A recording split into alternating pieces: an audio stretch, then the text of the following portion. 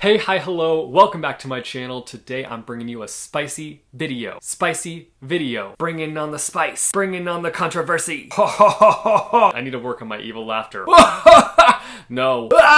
No, okay, I'm done with trying to be evil. But today I'm bringing you a bit of a controversial video. Not really controversial. I think it's okay to share unpopular opinions. Today I'm going to be talking about popular books that I have no desire to read. No inkling to read. Popular books I will never read. Unless somebody convinces me otherwise, because sometimes I say I'll never read something and then you guys come in with those book essays and I'm like, shoot, I have to read that? Oh no. The problem is that I have no self-control and I'm easily influenced. I might say I'll never read something and then you guys will come in with that essay giving me all the receipts as to why I need to pick up a book and read it. And the next thing I know, I'm at the Barnes & Noble, I'm at my local indie bookstore, I'm at the library, and I'm picking up that book and I'm freaking reading it. And it's y'all to blame. I blame y'all. It's all on you. This is your fault. You're the problem.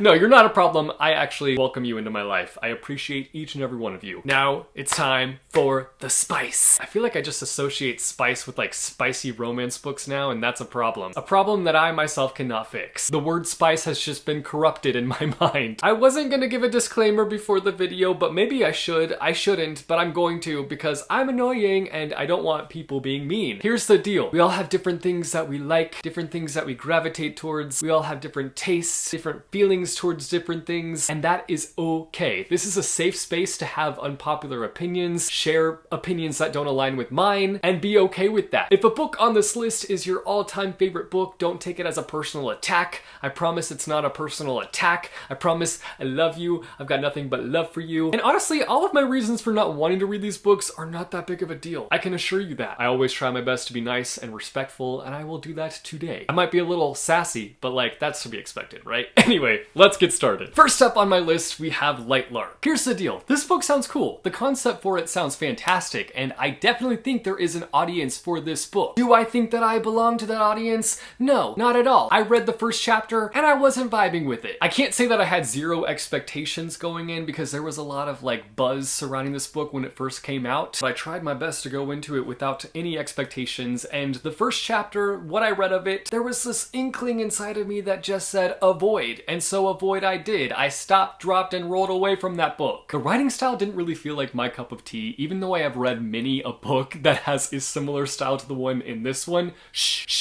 And then while I did just kind of sing the praises surrounding this book's concept, like I think it sounds cool, it also feels familiar. It feels like a YA book that I've read before, and I think that that was something that just like instantly pulled me out. I think right now, currently in my reading life, I am consistently looking for books that feel original and unique. Obviously, nothing is original, nothing is unique, everything is inspired by something, but I would just like to have that quality when reading books these days where I just feel like this is unique, this is special, this is nothing like anything I've read before. And the start of this one to me just felt like something that I had read before or something that I'd seen before. I also was not a fan. Where is this accent coming from? I'll stop that right now. I was also not a fan of how this book was pushed. I believe there are two different types of hype. The first one is this natural progression of hype, where a lot of people are reading a book and a lot of people are excited about that book and they sing their praises all over the place. And I think that that is the perfect way to build up hype for a book, where it just kind of happens naturally. I think there's something so beautiful about that, and I think there's something so powerful about that. Like, there have been many books that have gotten that kind of like reader hype that was built up naturally from word of mouth, and I love that. But then on the flip side, there's this other hype that feels much more like manufactured, in the sense that like the author and the publisher are the ones behind building up that hype. And here's the deal. There is no shame in that game. They are very proud of this product that they've created and they want to push it. They want everyone to read it. And clearly it's working. Light Lark has been on the New York Times bestseller list for a long time, probably since its release. But for me and my personal preferences, I much prefer that like natural hype. I feel weird when that hype is directly coming from the author and the publisher, because obviously their job, what they're trying to achieve, is to sell a product and to get the word out about something that they've created. And again, there's nothing wrong with that. They're probably really proud of the product that they've created, but they're biased. They created that thing that they're building this hype surrounding. And I much, much more so prefer the natural like word of mouth type of hype. And I feel like this one was very much so pushed by the author themselves and their publisher, which again is fine. It worked. Fantastic. I love that for you, but like, it gave me the ick. Also, this one, Book Talk. If you're on the Book Talk side of TikTok, you know when this book came out, it was everywhere. Like every third TikTok on my feed, Light Lark was mentioned, and I was like, I was done with it. I just wanted to not see the book anymore. I very much so got burnt out from seeing this cover. In fact, I could say that about all the books on this list. I feel like when I see them in the bookstore, I just get an ick. I get that ick feeling. And does that make me a pick-me for like having ick feelings toward popular books? Maybe! And it's not that I would never read popular books. I read popular books all the time, I feel like. But there's just something about the books on this list that I feel like I've seen everywhere that I just... It gives me a headache when I see them, and I avoid them in the bookstore. That does make me sound like I'm trying to be not like all the other girls, but there's something about this list in particular. I'm just tired of seeing the books. I'm just tired of seeing them everywhere. Next up is Where the Crawdads Sing. Now sure, there is a part of me that doesn't want to read this one because of the controversy surrounding the author, which I'm not gonna sit here and be your teacher on. I'm not going to explain the things. If you want to know the things, google.com is your friend. I'm not here to sway you, so do your own research. That is definitely a part of the reason why I don't want to pick up this book. And here's the thing, I'm all for people reading what they want to read and making up their own decisions for specific books and whatnot. Like, I'm not going to tell you what to do in that scenario. It's up to you to figure that out. I'm gonna keep my eyes on my own page. I'm gonna keep my eyes on my own book, and you do you, I'll do me. Additionally though, I read the description for this one and it just didn't intrigue me. It's one of those things where like I read the description and I was like, I feel like I've seen that before. I've seen a description similar to this one before. And I'm sure what makes this book special is the way it's written, is the way the characters are written, is the way the plot is progressed. And I'm sure that there's a reason why so many people rave about this book. Like, this is a book that has consistently had amazing things said about it. I guess the only real reason I would end up reading this book is because of how highly people talk about it. From what it seems, like the vibe that I'm catching when I see people talk about it on the internet is that this is nearly a perfect book, which I know does not exist. Like, there's no such thing as a perfect book, except for my favorite book. But it's been a long time since I've seen a book be praised so highly as this one gets praised online. It's so interesting to see. And I think that that would be the only thing that would have swayed me, but like knowing the things that I know about this book, I'm not gonna read it. Sorry about it, but it's just not gonna happen. Unless it was gifted to me and the person that gifted it to me was like, if you don't read this in 3 days, I'm gonna pass away. Then like, I might read the book, maybe, depending on who the person is. Joking, I would choke down that book and save a life. Don't you worry about it. But like, that's the links it would take to get me to read this book. That's where I'm at. I'm pretty firm in my decision on this one. I've decided, foot on the ground, I'm standing my ground. I'm gonna stand up right now. See? Standing. I'm standing my ground. Okay. This next one might have you gasping, might have you shooketh, might have you releasing a breath you didn't realize you were holding, and that is The Priory of the Orange Tree. Again, I can be convinced. If you write me an essay, I will consider. Consider is the word here though. Doesn't mean I will commit, but I will consider. At this current point in my reading life, I'm already feeling really iffy about gravitating towards big books. Many a book has done me dirty lately, and I just don't want to do that. I don't want to commit to a big book and then have it do me dirty. Have it slap me in the face with its dirtiness. Have me committing to its thickness and then being disappointed in the thickness. And this do be a big book. I'm not saying it's like the longest book ever, but it's thick. All my friends who have read it swear by it. And if there's anybody that I can trust when it comes to books, it's my friends. They have the best taste, and they consistently influence me in my life in ways that I never expected them to. People all over the internet swear by it. I don't think I've ever seen anything negative said about it, and yet there's something about me that's just not convinced. And I think I'm honestly triggered by how big it is. And again, I know it's not like the biggest book out there, but like, because I've been done dirty time and time again, big books have just not been doing it for me. Unless somebody can convince me that every single page within this book does something for the story, or that every single page of the book has filled their life with immense amounts of joy and love and happiness, and they can't imagine those pages within the book being ripped out, then I'm out. Count me out. Do not put me in, coach. I want to sit on the bench and watch everybody else enjoy it. Like, have your moment. I'm happy for all of you. You're raving. You're enjoying the big book. You're loving it. I love that for you. I'm a team player, but I'm gonna sit right here and cheer you on. That's how I'm gonna contribute to this team. And I mean, I guess I'm not like that scared of big books. Like, I would say 500 to 600 is kind of my limit right now. Like, that's doable for me. I can do that. I can commit to that. No problem. I can choke that down easily. Lots of choking today. Around 800 pages on the other hand, that mark, for some reason, it overwhelms me. It scares me. It brings me back to all the big books I read that I was severely disappointed by. I don't want to go through that again. I don't want to invest in something and then it not invest in me and it not bring me joy. I promise that eventually I will get back to kind of feeling out the waters with the big books and allowing myself to like at least try and give it a chance, but it's gonna take some time. I've got to do some healing with that part of me. I know this sounds so dramatic, but welcome to my life. Now, I did do the whole read a chapter and see how I feel thing with this book, and it just didn't wow me in a sense where I was like, yes, I'm gonna drop everything now. I'm gonna push aside my TBR and I'm only gonna read this book for a month. But again, my heart is open. If you want to write me an essay explaining all the reasons you think I should read it, you know where to put it.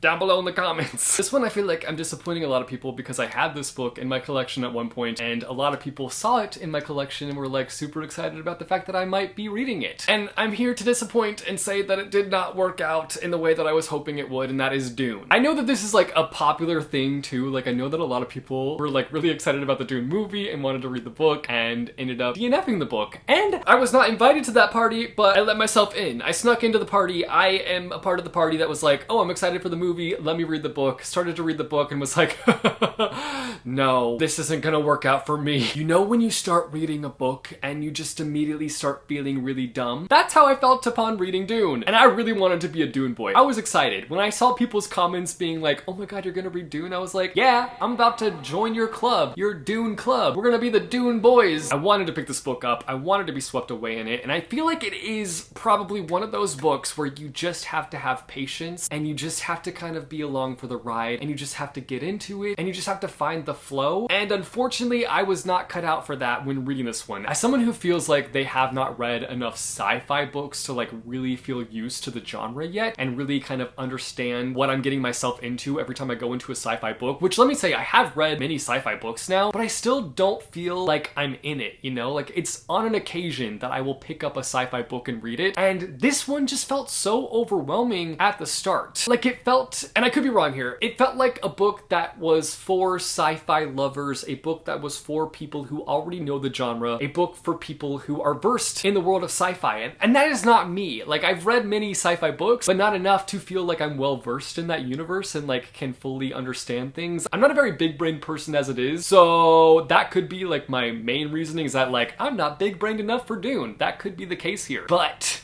I just was not willing to walk through this book feeling stupid the whole way through it. Like that was not fun for me. I was having to consistently reread passages to understand things. I foresaw that being my experience with this book throughout the book. And I just didn't have the patience for it. I didn't have enough of an interest, enough of that initial like falling in love stage, which I really didn't have that kind of initial falling in love stage with this book, which I feel like is pretty important for me if I'm gonna stick it through with the book. I need to feel like there's something worth it for me, something that I've like latched onto, whether that be a character, whether that be the world building, or whether that just be the vibes. And none of that was really doing it for me with this book. For me, it felt like work reading it, and like when I read a book, I don't want to feel like I'm showing up for class unless I am like going in with that mindset, unless I'm like, I'm gonna get in this book and I'm gonna learn and grow, I'm gonna take notes, I'm gonna study hard. Like unless I go in with that expectation, I don't want it. I just want that entertainment. I want that break from reality. I just want to chill within the book and be entertained. But I was too confused and had to keep rereading things in order for things to clickety clickety click. And like, sure, some of the things were clickety clicketing, but I had to do the work. I'm making myself sound so stupid right now. I'm not a very big brained person. I am in fact a small brained human, but I will wear that badge proudly. Somebody get me a badge, please, that says small brained. I'll wear it as a badge of honor. I will say I didn't get too deep into this one, but what I read of it, the pacing was monotonous, and the world building was done in a way where I was starting to cry of boredom. So that was harsh. But I'm sorry, I just want to be honest about my experience. Next up, we've got The Goldfinch, Donna Tartt, mother. I don't really consider her mother, but a lot of people on the internet do. After having read the masterpiece that was The Secret History, I thought that I would do some dabbling. Dabble into some of her other works, and so I dabbled into The Goldfinch. Unfortunately, I could tell right off the bat that it was not going to be a book for me. For me, the writing style still had the charm that The Secret History had, albeit I still much preferred the writing style in The Secret History over The Goldfinch. It felt like she didn't really care that much about the characters or the plot and like building those up and making them feel like really strong, and that she was just there to be like, yeah, I can string beautiful words together and you'll read them. And like, yeah, I'm all about that. I'm all about the beautiful words, but I'm also somebody who is all about balance. I like solid characters, solid plots, solid writing. I want that happy marriage. And I couldn't imagine that the book needed to be as long as it was. Again, I'm over here being a big book hater today. I own up to that. I take full ownership of that. But my God, I was not about to continue forcing myself to read it just to read it. I was donezo. No more zo. Gotta go zo. This could also be on me though, because I can't even lie about the fact that I had high expectations. After you read The Secret History and you experience the near masterpiece that that book is, how am I supposed to have chill feelings going into another book by her when I loved The Secret History and I hold it in such a high regard in my mind? I can't just like lasso those feelings down to the ground. It's hard to rope in those expectations and go into a book like this and be like, yeah, I'm just gonna go in with no expectations. No, you're gonna go in with some expectations. How long has my water been in the background, disrupting the background? You ruined everything, water! You ruined everything. Let me have a sip of you though. Next up, we've got From Blood and Ash, another one that I started. And let me be clear here, crystal clear. I get this one's hype, I fully do. I understand it. Say what you want about Jennifer L. Armentrout, but her books are literally a ball of fun and I see nothing wrong with that. They're incredibly easy to read and understand, and they're dramatic and fun. The world building isn't too complicated and it's easy to fall into. The characters are so much fun and just have lots of personality and make it easy for the reader to like latch themselves onto them. And then just the plot overall, like, it's a good time. I'm not here to slander Jennifer L. Armentrout, and I'm not here to slander this book either. I just think for me personally, it wasn't for me. This one felt very tropey early on, and I know that every book has tropes, like that's a normal part of books. It was just very apparent to me, the tropes like early on that were going to be woven together. Even reading the description, I was like, oh, this is gonna go in this way. And I don't like that in a book. I could pick up on like the seeds that were being dropped, and it was just like too apparent what was gonna happen. And that's just not what I want right now. That's not a style that I like personally. That's why this one is not going to be read by me. Listen, I'm going to sound like a cliche having this next one on my list, but it's popular and I don't have an ounce of desire to read it, and that is It Ends With Us by Colleen Hoover. Truthfully, I don't really have a desire to read any book by Colleen Hoover ever, but that's just because I feel like they're not the type of books that are written for me, and they're not the type of books that I gravitate towards, and that's okay. Even though much more so now in my life, I like love and respect romance books, I still don't think that Colleen Hoover books would really be for me, just from what I know and from the research that I've done, which I don't often do like really in-depth research on the books that I pick up and read. But for Colleen Hoover, because she was such a big name, I have done some research on her books. I genuinely just don't think that it would be a good match for me. If the writers of the world only wrote books for me, I mean, I'd be living and thriving, but like the rest of y'all, you'd probably be very upset. I think there's only one thing that Colleen Hoover has released that has actually intrigued me, and that is Verity. I don't know that I'll ever get to that one either, but if I were to get to a Colleen Hoover book, I think it'd be that one. Like from the description alone, I think that that one intrigues me. I don't know how people really feel about that one. I only know that people like love and adore It Ends With Us, and that Colleen Hoover has become one of the most popular authors on the planet so fast. It was such a rush. I feel like we blinked and Colleen Hoover became this massive author, albeit she's been pretty popular on BookTube for a while, I would say, but she blew up thanks to TikTok, thanks to Book Talk. And let it be known, I'm not a Colleen Hoover hater. I open the gates for people to be Hoover lovers and gushers. Gush on, my pals, but I for one have kind of gotten exhausted of Colleen Hoover, just seeing her name everywhere. Literally every time I go to the bookstore, everywhere I look, there's Hoover. Her books face outward for all to see. She's by the entrance, she's by the cash registers. She has her own shrine of a table in every corner of the bookstore, it feels like. That might be dramatically putting it that way, but like that's what it feels like. Like she is literally everywhere. Like she has her own table, and then some of her books are just like sprinkled on all the other tables. It's like, what's going on here? Like, is this a cult? I think it's a cult. Jump scare, left and right, jump scare. It feels stalkery, like it feels like her books are watching me at all times. I can never catch a break. She's tracking me down, and frankly, I'm tired of it. Like, I don't think it's wrong to like have a Colleen Hoover table, but the fact that she's just like literally everywhere, which I'm sure she's like thriving. Like that's what an author wants. Like when I release a book, that's what I want. I want it to be in everybody's faces. I want everybody to see that book. I want y'all to be sick and tired of it. That's what I want. All that being said, I think one of the reasons why I feel iffy about Colleen Hoover's books, do I want to go there? Maybe I should just like leave it at that. Like I just feel like we're oversaturated with Colleen Hoover books, and that's how I feel. I do have other feelings, but I'm scared to share those other feelings, so I'm gonna zippity-doo-dah, zippity-yay, hey! Next up is the Atlas Paradox, or the entirety of the Atlas 6 trilogy, or whatever this ends up being. I don't know if it's going to be a longer series or not. I read the Atlas 6 last year, and it was a no for me. There were so many things with that book that I just did not enjoy, that I just do not foresee myself moving forward with the book. All that being said, I understand why people like it. It just was not for me. It did not work for me. I say that and I am going to critique it now. So if you love this book, if you love the Atlas Six, I'm sorry. The world building was such a mess. In fact, there was a major lack of world building for me that felt very grounded and felt like it made sense. Not to say that I was like confused by it or anything, but I just felt like it was kind of messy. And I felt like it needed more work. The characters were pretty frustrating to me. And the plot was just kind of vibes, and I never really felt that surprised by the book overall. I just felt okay about it, you know? Not to say that that's a bad thing. Like, sometimes it's okay to read a book and just feel okay about it. Not every book is going to wow you. I know that firsthand, but I just didn't enjoy it, and I don't want to continue reading the series. So that's why this is on my list. This one is kind of similar to the Colleen Hoover one, except I've actually read a book by this author and I didn't enjoy it, and I just don't foresee myself enjoying any of their other books. So that's Ali Hazelwood books. I read The Love and Hypothesis last year and I was pretty underwhelmed by it. Like, I'm somebody who like will read a book that's like really popular and I might not enjoy it, and if I don't enjoy it, I'm still able to like pick things out as to why it's probably getting super hyped and why it's super loved. And this was that situation. Like, I read The Love Hypothesis and I understood why people loved it so much. I understood the hype surrounding it, but just knowing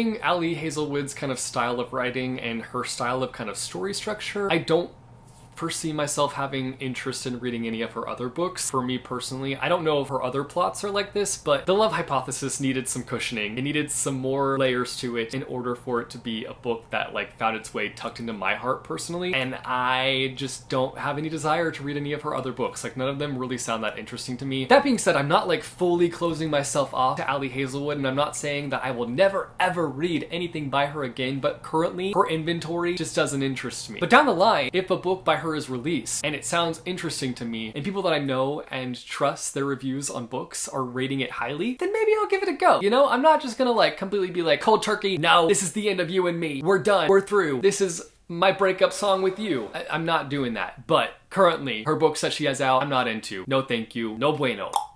Those are some of the popular, hyped books that I currently just have no interest in reading. I know that these videos seem kind of weird sometimes, because it's like, why would you just like sit here and like be a womp womp, be a grumpy grandpa, and talk about things that you don't like? But I think it's good to like have a balance. I think it's good to talk about things that we love and things that we don't like, because that's what brings us all together, our dislikes and our likes. And I also think it's good to like have healthy conversations about the things that we like and do not like. So if there was a book on this list that you like wholeheartedly love and you want to express why you love it, I welcome that, you know? Like, I'm into that. I love hearing differing opinions and differing feelings. That's not to say that I will always agree with you, and that's not to say that you will always agree with me, but that's just how things go sometimes, and that's okay. But I want to hear from you guys down below in the comments. What are some hyped books or some really popular books that you just know you have no interest in reading? Or a popular or hyped book that you read that you felt did you dirty, that you went into with certain expectations and those expectations weren't met and you were severely disappointed. Even if it was my favorite book, Miss Peregrine's, that's okay. I want to hear from you. I want to know. Let me know all your thoughts down below in the comments. If you like this video, be sure to go and hit that like button. If you want to see more bookish content from me, be sure to go and hit subscribe or go and hit that bell icon and you'll be notified every time I post new videos. As always, thank you guys so much for watching. I hope your day is bright, that tomorrow is brighter. Keep reading what your heart desires, and I will see you soon with a new video. Bye.